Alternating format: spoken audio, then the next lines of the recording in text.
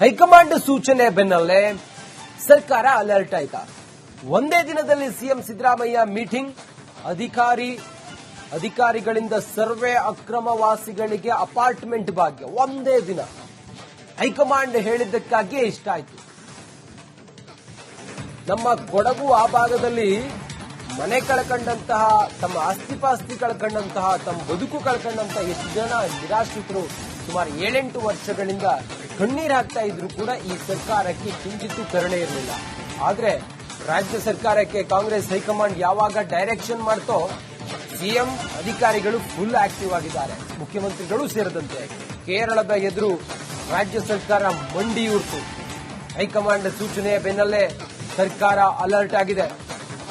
ಒಂದೇ ದಿನದಲ್ಲಿ ಮುಖ್ಯಮಂತ್ರಿಗಳು ಮೀಟಿಂಗ್ ಕರೆದಿದ್ದಾರೆ, ಅಧಿಕಾರಿಗಳು ಸರ್ವೆ ಮಾಡ್ತಾ ಇದ್ದಾರೆ ಅಕ್ರಮ ವಾಸಿಗಳಿಗೆ ಅಪಾರ್ಟ್ಮೆಂಟ್ ಭಾಗ್ಯ ಕಲ್ಪಿಸೋದಕ್ಕೆ. ಕೋಗಿಲು ಲೇಔಟ್ನಲ್ಲಿ ಒತ್ತುವರಿ ತೆರವು ವಿಚಾರಕ್ಕೆ ಸಂಬಂಧಪಟ್ಟ ಹಾಗೆ ಇಲ್ಲಿ ಮಾತ್ರ ರಾಜ್ಯ ಸರ್ಕಾರದ ಫಟಾಫಟ್ ಕೆಲಸ, ಮತ್ತೆಲ್ಲೂ ಕೂಡ ಹಿಂಗ್ ಮಾಡೇ ಇಲ್ಲ. 3 ದಿನದ ಹಿಂದೆ ಡಿಸಿಎಂಗೆ ಕೆಸಿ ವೇಣುಗೋಪಾಲ್ ಅವರು ಕರೆ ಮಾಡ್ತಾರೆ. 24 ಗಂಟೆಗಳ ಒಳಗೆ ಸಿದ್ದರಾಮಯ್ಯ ಮಹತ್ವದ ಸಭೆಯನ್ನು ಮಾಡ್ತಾರೆ. ಇದಾದ ನಂತರ 48 ಗಂಟೆಯೊಳಗೆ ಬದಲಿ ಸ್ಥಳವನ್ನು ಸರ್ಕಾರ ಗುರುತಿಸುತ್ತೆ. 48 ಗಂಟೆಯೊಳಗೆ ಬದಲಿ ಸ್ಥಳದ ಸಮೀಕ್ಷೆ ಕೂಡ ಪೂರ್ಣವಾಗುತ್ತೆ. 48 ಗಂಟೆಯೊಳಗೆ ಒತ್ತುವರಿದಾರರಿಗೆ ಫ್ಲಾಟ್ ಅನ್ನು ಕೂಡ ಘೋಷಣೆ ಮಾಡಿಬಿಡ್ತಾರೆ. ಸುಮಾರು 11.20 ಲಕ್ಷ ಬೆಲೆ ಬಾಳುವ ಫ್ಲಾಟ್ ಪ್ರಕಟವಾಗುತ್ತೆ. ಏಕಾಏಕಿ ಬುಲೆಟ್ ಸ್ಪೀಡ್ಗೆ ಸಿದ್ದರಾಮಯ್ಯ ಸರ್ಕಾರ ಬರೋದಕ್ಕೆ ಕಾರಣ ಹೈಕಮಾಂಡ್ ಇದರಲ್ಲಿ ಬಹಳ ಸ್ಪಷ್ಟವಾಗಿ ಹೇಳಿದೆ. ನೋಡಿ, ಏನ್ ಮಾಡ್ತಿರೋ ಏನೋ, ಕೇರಳದ ಚುನಾವಣೆ ಇದೆ, ಈ ಕಾರಣಕ್ಕೋಸ್ಕರ ನೀವು ಏನು ಕೂಡ ನಮಗೆ ಡ್ಯಾಮೇಜ್ ಆಗದಿರೋ ಹಾಗೆ ನೋಡ್ಕೋಬೇಕು ಅಂತ ಹೇಳಿತ್ತು.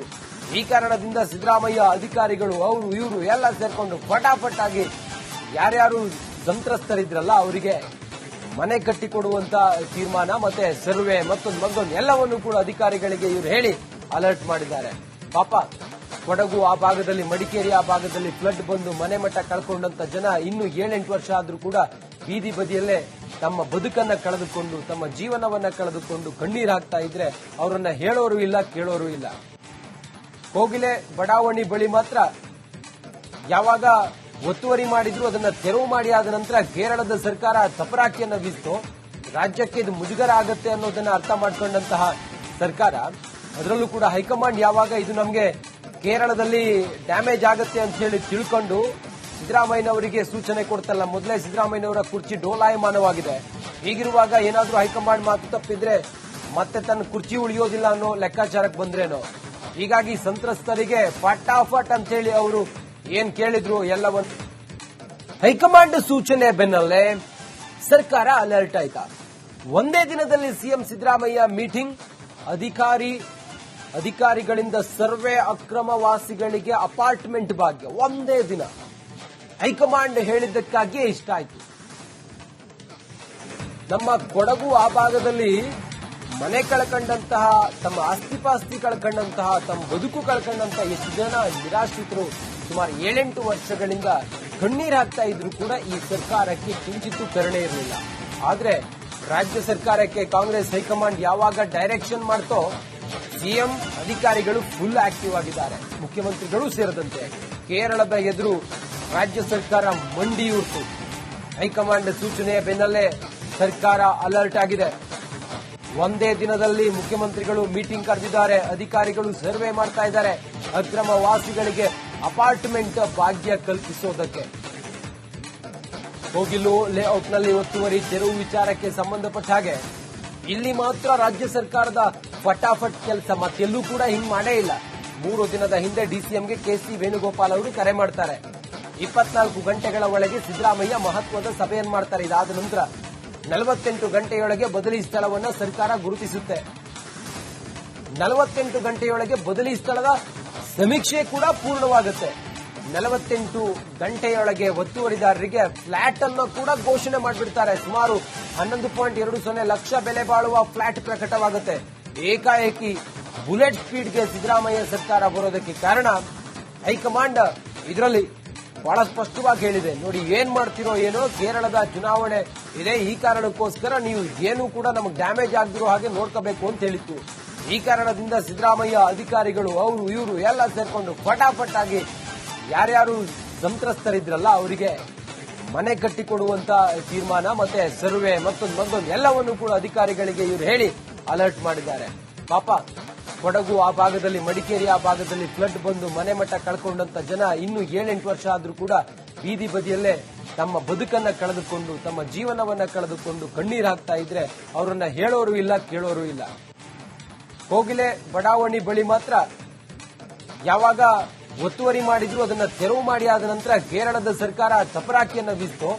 ರಾಜ್ಯಕ್ಕೆ ಇದು ಮುಜುಗರ ಆಗತ್ತೆ ಅನ್ನೋದನ್ನ ಅರ್ಥ ಮಾಡ್ಕೊಂಡಂತಹ ಸರ್ಕಾರ, ಅದರಲ್ಲೂ ಕೂಡ ಹೈಕಮಾಂಡ್ ಯಾವಾಗ ಇದು ನಮಗೆ ಕೇರಳದಲ್ಲಿ ಡ್ಯಾಮೇಜ್ ಆಗತ್ತೆ ಅಂತ ಹೇಳಿ ತಿಳ್ಕೊಂಡು ಸಿದ್ದರಾಮಯ್ಯನವರಿಗೆ ಸೂಚನೆ ಕೊಡ್ತಲ್ಲ. ಮೊದಲೇ ಸಿದ್ದರಾಮಯ್ಯನವರ ಕುರ್ಚಿ ಡೋಲಾಯಮಾನವಾಗಿದೆ. ಹೀಗಿರುವಾಗ ಏನಾದ್ರೂ ಹೈಕಮಾಂಡ್ ಮಾತು ತಪ್ಪಿದ್ರೆ ಮತ್ತೆ ತನ್ನ ಕುರ್ಚಿ ಉಳಿಯೋದಿಲ್ಲ ಅನ್ನೋ ಲೆಕ್ಕಾಚಾರಕ್ಕೆ ಬಂದ್ರೇನೋ. ಹೀಗಾಗಿ ಸಂತ್ರಸ್ತರಿಗೆ ಫಟಾಫಟ್ ಅಂತ ಹೇಳಿ ಅವರು ಏನ್ ಕೇಳಿದ್ರು ಎಲ್ಲವನ್ನೂ ಆಕ್ಟಿವ್ ಆಗಿದ್ದಾರೆ. ಮುಖ್ಯಮಂತ್ರಿಗಳು ಸೇರಿದಂತೆ ಕೇರಳದ ಎದುರು ರಾಜ್ಯ ಸರ್ಕಾರ ಮಂಡಿಯೂರ್ತು. ಹೈಕಮಾಂಡ್ ಸೂಚನೆಯ ಬೆನ್ನಲ್ಲೇ ಸರ್ಕಾರ ಅಲರ್ಟ್ ಆಗಿದೆ.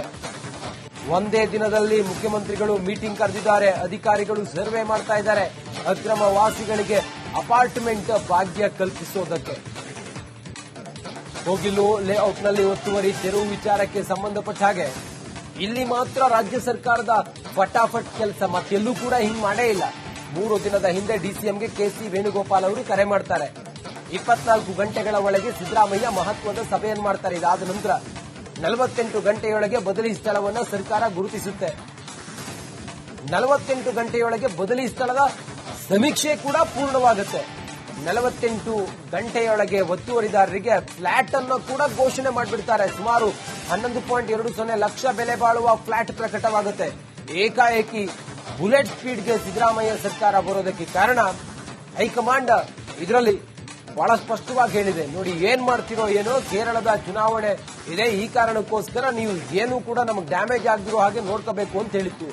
ಈ ಕಾರಣದಿಂದ ಸಿದ್ದರಾಮಯ್ಯ ಅಧಿಕಾರಿಗಳು ಅವರು ಇವರು ಎಲ್ಲ ಸೇರ್ಕೊಂಡು ಫಟಾಫಟ್ ಆಗಿ ಯಾರ್ಯಾರು ಸಂತ್ರಸ್ತರಿದ್ರಲ್ಲ ಅವರಿಗೆ ಮನೆ ಕಟ್ಟಿಕೊಡುವಂತ ತೀರ್ಮಾನ ಮತ್ತೆ ಸರ್ವೆ ಮತ್ತೊಂದು ಎಲ್ಲವನ್ನು ಕೂಡ ಅಧಿಕಾರಿಗಳಿಗೆ ಇವರು ಹೇಳಿ ಅಲರ್ಟ್ ಮಾಡಿದ್ದಾರೆ.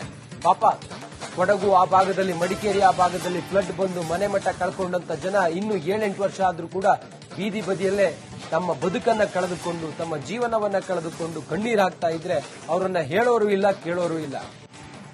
ಕೋಗಿಲೆ ಬಡಾವಣೆ ಬಳಿ ಮಾತ್ರ ಯಾವಾಗ ಒತ್ತುವರಿ ಮಾಡಿದ್ರು ಅದನ್ನ ತೆರವು ಮಾಡಿ ಆದ ನಂತರ ಕೇರಳದ ಸರ್ಕಾರ ತಪರಾಕಿಯನ್ನ ಬೀಸ್ತು.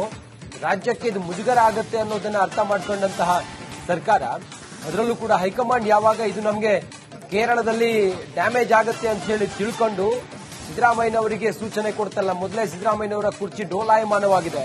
ಹೀಗಿರುವಾಗ ಏನಾದ್ರೂ ಹೈಕಮಾಂಡ್ ಮಾತು ತಪ್ಪಿದ್ರೆ ಮತ್ತೆ ತನ್ನ ಕುರ್ಚಿ ಉಳಿಯೋದಿಲ್ಲ ಅನ್ನೋ ಲೆಕ್ಕಾಚಾರಕ್ಕೆ ಬಂದ್ರೇನೋ. ಹೀಗಾಗಿ ಸಂತ್ರಸ್ತರಿಗೆ ಫಟಾಫಟ್ ಅಂತ ಹೇಳಿ ಅವರು ಏನ್